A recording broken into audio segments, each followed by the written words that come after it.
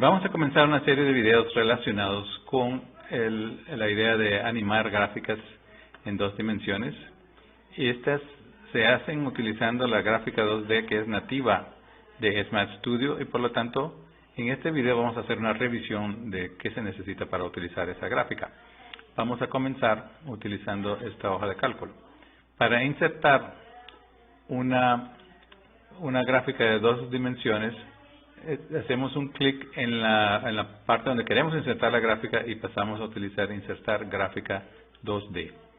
Y después queda ahí un punto de entrada donde se escribe el valor de la gráfica que queremos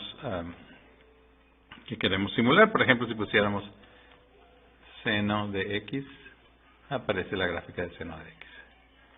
Vamos a definir una función que sea, por ejemplo, la función 2.5 por el seno de u es la variable independiente, y si al referirnos a la función le tenemos que llamar f de x, y al hacer eso aparece esta gráfica con una línea continua.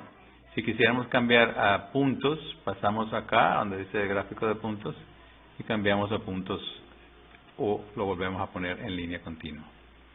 En este ejemplo tenemos tres funciones diferentes, hemos utilizado variables independientes diferentes, u, v y w, pero cuando las queremos poner en la gráfica necesitamos crear, por ejemplo, un sistema de tres gráficas y referirnos a ellas como la función f1, f2 y f3 de x. Una vez creado este sistema, se coloca el nombre del sistema, allF, en el punto de entrada de la gráfica y aparecerían gráficas en función de líneas continuas o como puntos, dependiendo de que si utilizamos puntos o líneas continuas.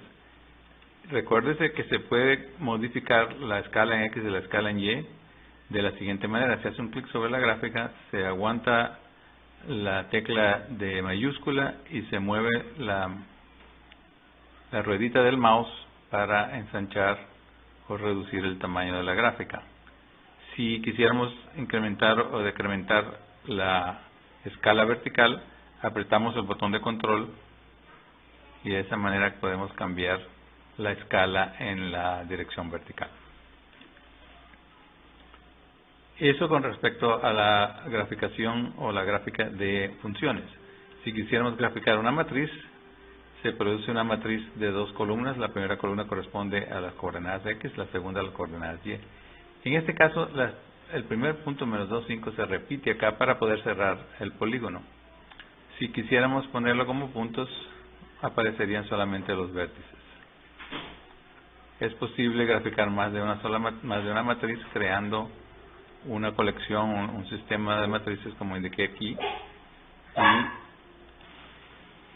si escogemos el caso de puntos en vez de líneas continuas, en este caso aparecerían solamente los vértices de los polígonos representados por las matrices. Otro objeto que se puede graficar es un símbolo. Por ejemplo, si creamos un vector S1 de 5 elementos en el que los primeros dos elementos corresponden a las coordenadas X y Y, el tercer elemento corresponde al carácter o símbolo que se va a imprimir, seguido por el tamaño del símbolo y finalizando con el color del mismo, obtendríamos para este caso, al incluir S1 como entrada de la gráfica, este círculo acá. Si yo cambiara esto a un texto, por ejemplo la palabra Oreo, aparecería la palabra ahí indicada, pero cuando ponemos la letra O solamente aparece un círculo.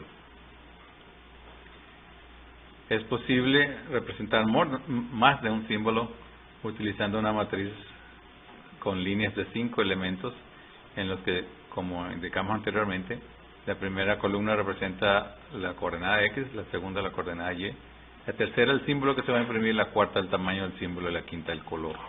Si tenemos aquí el signo más, el punto se convierte en este círculo oscuro, el asterisco o la estrella en medio del sistema de coordenadas, el símbolo de arroba acá abajo y tenemos el círculo en coordenadas -5, 5. En algunos casos, aunque tengamos una gráfica, una función, quisiéramos dibujarla como puntos consecutivos, para cuyo caso podríamos crear un rango como este. Para escribir este rango tendríamos que escribir la palabra, déjeme repetirlo acá, la palabra range, paréntesis, menos 10, coma 10, menos 9.5, y nos produciría el rango que queremos en incremento de 0.5 desde menos 10 hasta más 10. Después definimos un símbolo, tamaño, color, y creamos esta función que se llama endpoints, y que toma como argumentos el vector de valores de X, el símbolo, el tamaño y el color, y nos produce una matriz. Por ejemplo, si yo listara el contenido de esta matriz M acá, nos aparecería esta serie de puntos. Y al poner la matriz M acá, entonces aparecen los puntos identificados acá. Podríamos cambiar el color, en vez de azul lo podríamos poner en rojo.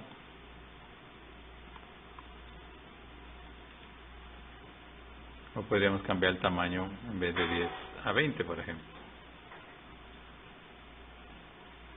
También podríamos graficar con símbolos una matriz. Dada la matriz, se utiliza esta función que se llama endpoints_m, y produciría la matriz correspondiente. Por ejemplo, en este caso sería